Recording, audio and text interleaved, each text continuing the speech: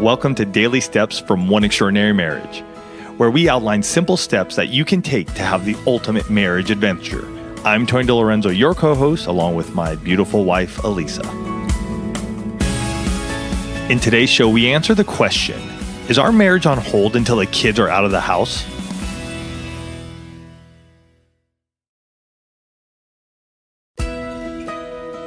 Let me just start by saying that we love our kids. Yep, we sure do. We've been parents for over 15 years now, love our kids, but there have definitely been seasons when it has seemed like there is no time or energy for the two of us. Yeah, I would say for me, both of those.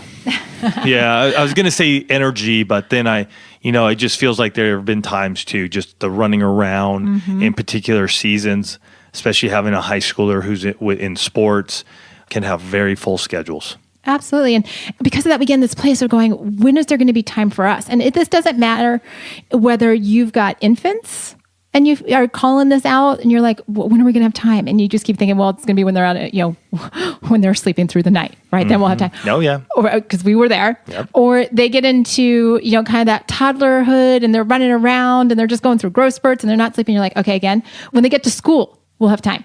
And then you get kids that get to school and you're like, oh my gosh, who told me there were going to be this many after school activities and back to school nights? And you're like, okay. Homework. Like when they get to high school, I'm going to have time. We're at high school still. And middle school. And middle school. And they're still taking up a lot of time. And the reality is that kids do take a lot of time to turn into adults. They do. If we're invested in them as parents, it's going to take our time and energy. But just because you're investing in them and you're growing them to be human beings and adults that can go out and function into the world does not mean, nor should it mean, that your marriage is on hold for those 18 years. Yeah. Don't put it on hold, folks. I mean, here's my caution and here's my advice. Don't put it on hold, because what's going to happen, and Elise and I have seen this happen many a times, and I'm sure you guys have as well. You see a couple, their kids are getting older. The first one goes to high school or goes off. May go to college, go to work, whatever.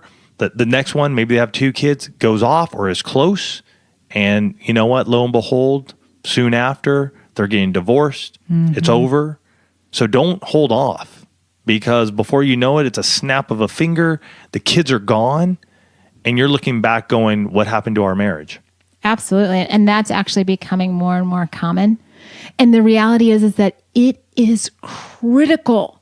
It is so critical that your marriage is a priority after you have kids. And here's why. You needed one another to actually create that life that is running around creating all kinds of chaos. You need one another. Good chaos. But it's just, when you go from 2 to 3, husband and wife, to parents, all the dynamics change. It's a new level of chaos, right? And the truth is that you need one another to manage that life, to be that other adult to talk to be able to bounce ideas off of, to support one another. When you start doing any of that on your own and you're like, yeah, I'll catch up with you, you don't have all of that back support. And it can feel really lonely, right? And then you start to develop this independent thing. Well, I can do it all by myself. You can't do it all by yourself. It takes a village, but the village starts with the two of you. You're the original village. Here's the other thing. Your marriage, just like we were talking in a show earlier this week, your marriage is the first example that your children are going to have. You are the first role model for what a healthy, dynamic marriage looks like to your children.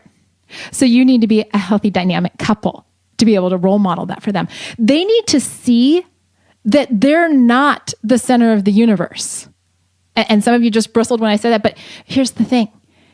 Kids take security from knowing that their mom and dad are in it together for each other. Yeah, and I'm going to just give some quick tips here, like what you can do through different stages. Maybe I'm going to hit on the younger ages real quick, because I really believe that was one of the toughest times for Elisa and I.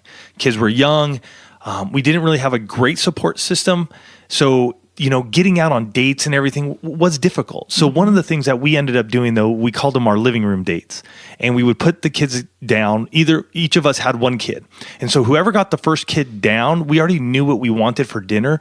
That spouse, either Elisa or I, we would get the money, we'd get our little go out to eat list, and we'd run to the store. or some fast food place or wherever we wanted to eat, that person would go pick up all the items, come home, lay out like a blanket, put some candles up on the living room floor or around the living room.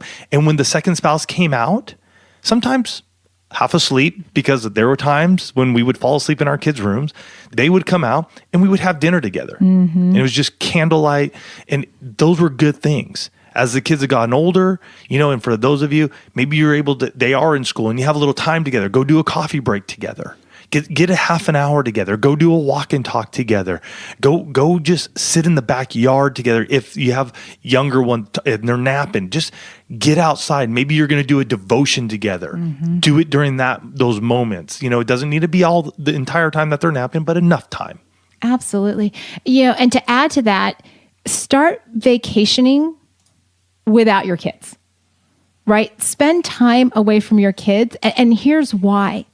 They need to know, one, that's important, that mommies and daddies spend time just by themselves. And they also need to have the security that you're going to come back to them, right? It develops their ability to be independent. It develops, we started doing this when our kids were little, and it's been one of the best things. We do at least one trip a year by ourselves. Yeah, and it's easy to come up with all the excuses. Are you going to come up with excuses, or are you going to come up with a plan of action and go after it? And hey, it may be right now, just because of where your kids are at, it might be one overnighter.